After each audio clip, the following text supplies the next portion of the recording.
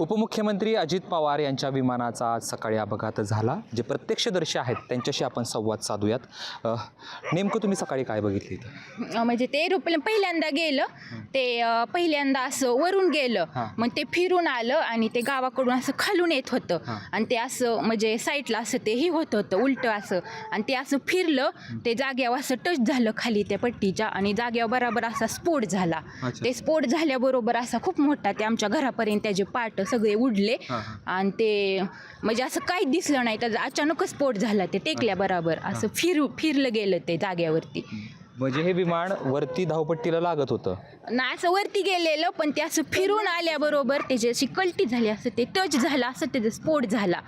हां, ते स्फोट झाल्याबरोबर मग आम्ही खूप घाबरलो आणि ते मग तिकडं पलीकडे थांबलो. ते मग ते स्फोट झाला, असा जाग्यावर सगळे बार झाले त्याचे. आपण बघू शकतो उपमुख्यमंत्री अजित पवार विमान, ही समोरची ती वरती लोक उभं राहिलेली दिसत आहेत, ती धावपट्टी आहे आणि उपमुख्यमंत्री अजित पवार यांचं विमान खाली कोसळलं आणि या ताईंचं घर या ठिकाणी आहे माझ्या पाठीमागे. आणि या ठिकाणी आपण बघू शकतो विमानाचेच हे पार्ट पडलेत, आमच्या पाठीमागे आलेत. आम्ही असे म्हणजे आमच्या गाया ही आहेत, त्यांचा आम्ही धारा वगैरे सगळं काढलं आणि खया टाकायला आलेलो. आणि तो काहीतच ते खड्डे स्कूटी केलेले आम्ही तिथून नुकतंच आम्ही गेलेलो पाठीमागे तोपर्यंत, आणि ते आम्ही टाकत होतो तेव्हा स्पष्ट विमान बघितलं असं गेलेलं, फिरून आल्यानंतर तसं क्रॅक झालं. ते भीषणता किती असेल यावरून लक्षात येत असेल. त्याच्यामध्ये उपमुख्यमंत्री अजित पवार यांचा दुर्दैव मृत्यू झालाय. नेमकं या ठिकाणी काय झालंय प्रत्यक्षदर्शींनी सांगितलं. Camera person Shreyas Jaydeep Bhagat, ABP Majha, Baramati.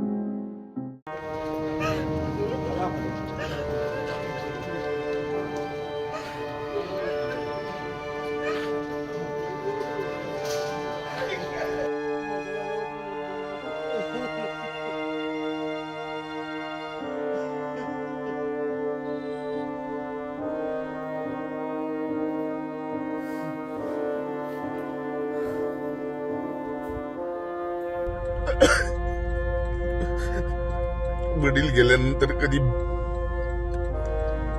माझ्यासारख्याला वडील नाही त्याची जाणीव नाही होती.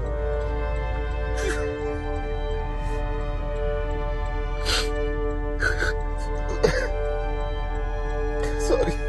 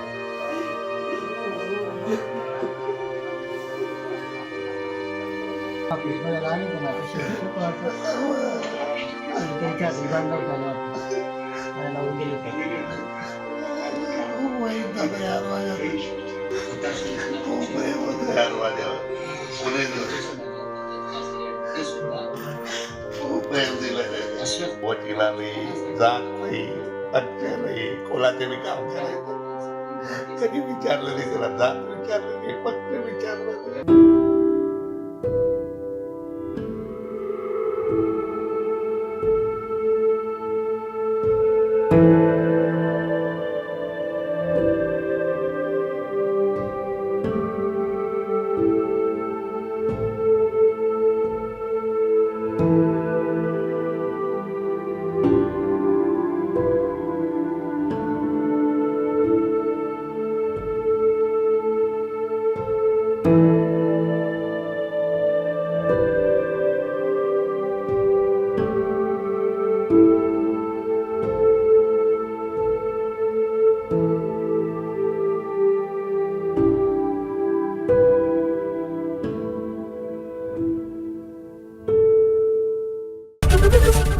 एबीपी माझा, उघडा डोळे बघा नीट.